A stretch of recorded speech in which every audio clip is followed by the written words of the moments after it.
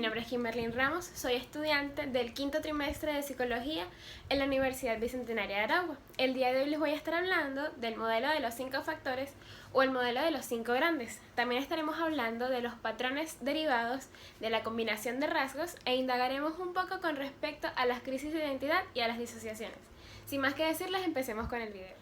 Con el modelo de los 5 grandes nos referimos al descubrimiento de Lewis Goldberg, quien propuso que existen 5 factores básicos de la personalidad, la cual es un conjunto de rasgos que hacen única a una persona.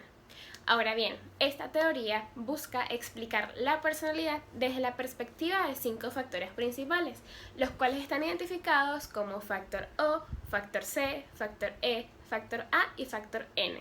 Ahora sí podemos hablar un poco de qué significa cada uno.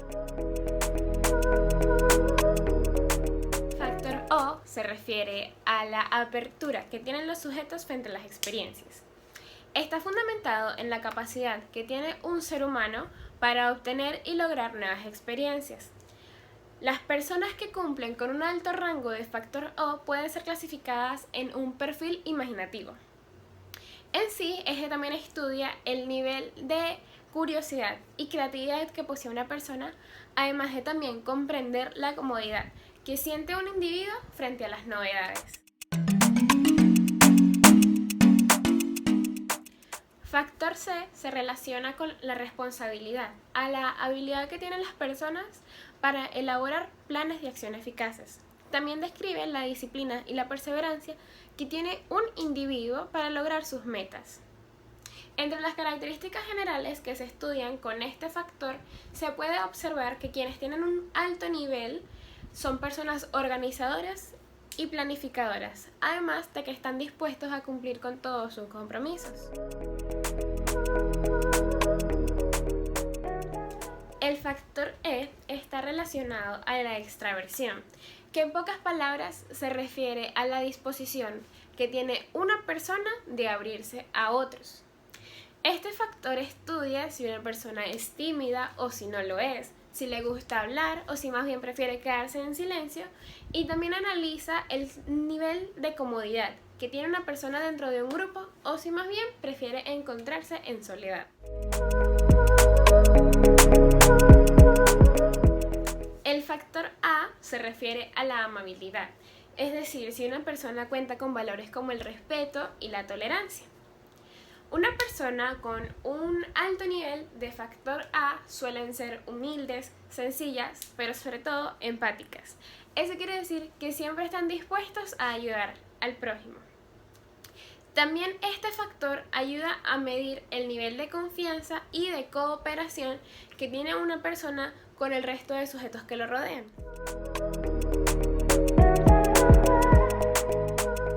Por último está el factor N, que está relacionado a la estabilidad emocional de una persona. En este factor entra en juego la palabra resiliencia, que se refiere a la capacidad que tiene un individuo para superar situaciones traumáticas. Entonces, este factor estudia el nivel de superación personal que tiene un individuo y el cómo éste influye en su equilibrio emocional. Cada uno de estos factores tienen rasgos propios que le permiten diferenciarse de los otros.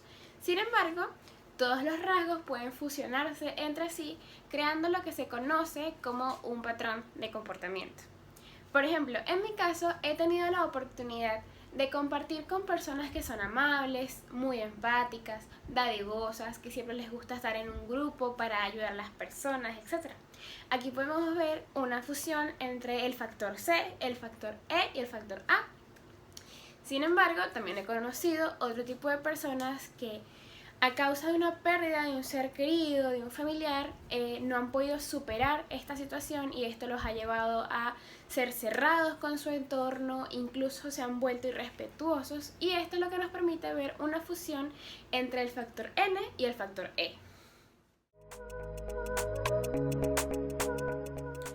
Por otro lado, podemos hablar de la crisis de identidad y cómo ésta se relaciona con las disociaciones.